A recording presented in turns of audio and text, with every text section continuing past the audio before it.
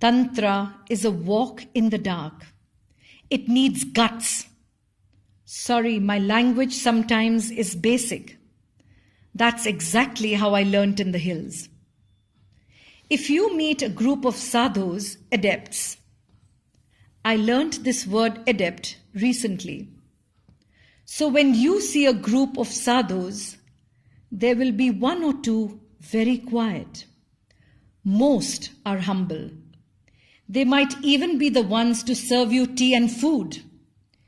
You might not take them seriously, but they could be the most powerful with the most knowledge.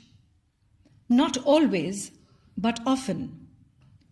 So knowledge of the inner world, those with awakened agama, it comes with openness to go beyond our knowledge and achievement and ego, unlike the people Jung met. Yes, I can speak and articulate in an analytical way, thanks to my master's training. Coming back, Yantras. Yantras are the concrete realization of the archetypes that are there in the collective unconscious of the whole of humanity. This knowledge is not even taught like how we are used to.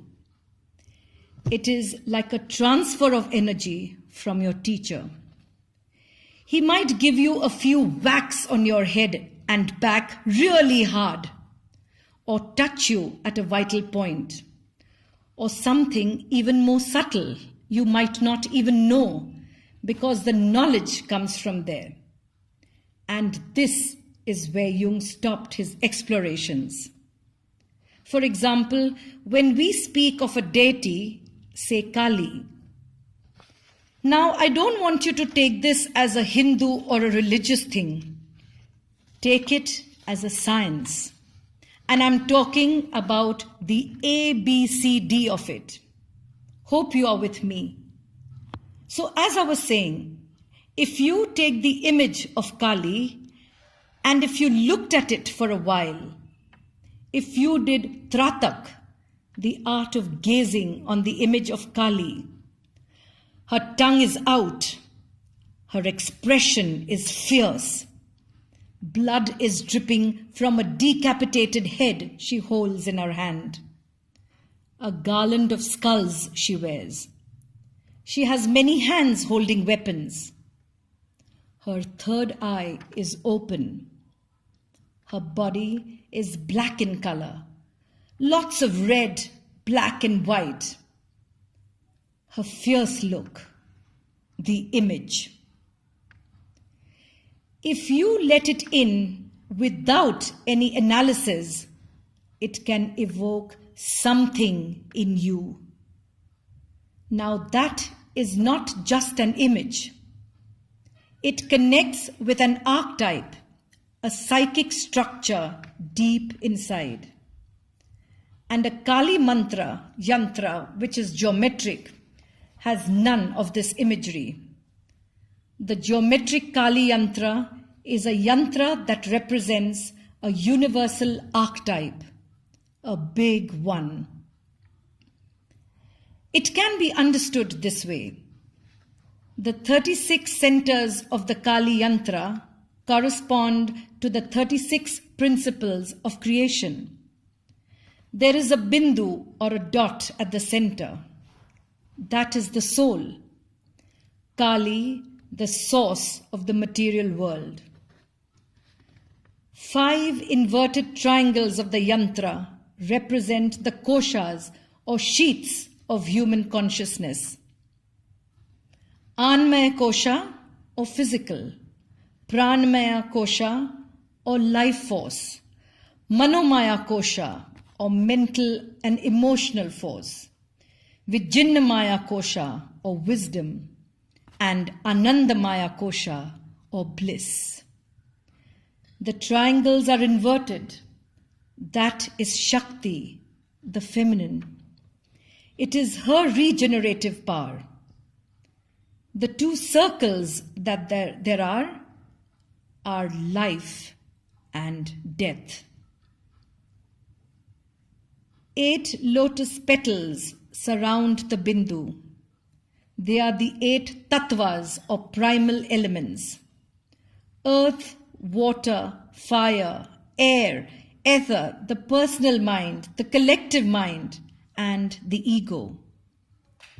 Red is the lifeblood, energy of the manifest world.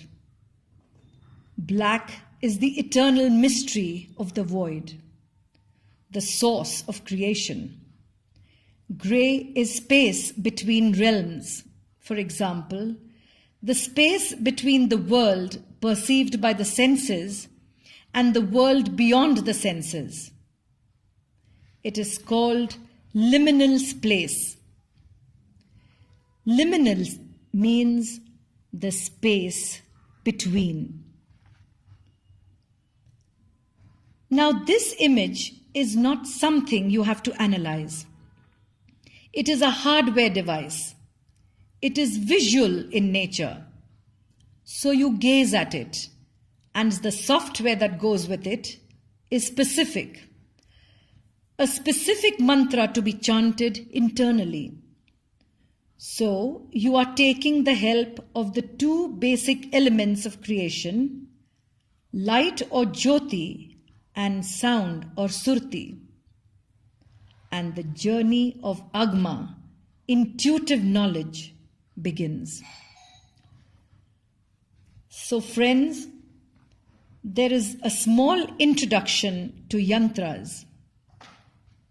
Hope you could absorb it. Like I said, I'm sharing with an intention of appreciating the art of it. Art is also about the one who sees the painting or the sculpture. How you see it, your approach matters. Then what you see will be different. The great masters were great because of the power of the archetypes that they tapped into and put out in their works. We get transfixed in front of so many pieces in the Louvre or in front of a Michelangelo. But the Tantra approach is a hand-me-down. The Yoga Sutras say that your can reach to transcendental awareness by Ishvara Pranidhan alone, meaning meditating on the Creator, because you will be tapping into this very source. But we don't refer to Creator or Ishvara as some abstract entity. Among the Aghoris, we don't invoke, we provoke the Creator. And that is not necessarily someone with a body and face. We refer to the creating principle called Ishvara. And in the hills, we approach, say, the archetype of Kali, like Kali herself gave it. And she resides within me. She will have to enlighten me about her secrets. Again, the human representation of Kali is just the beginning.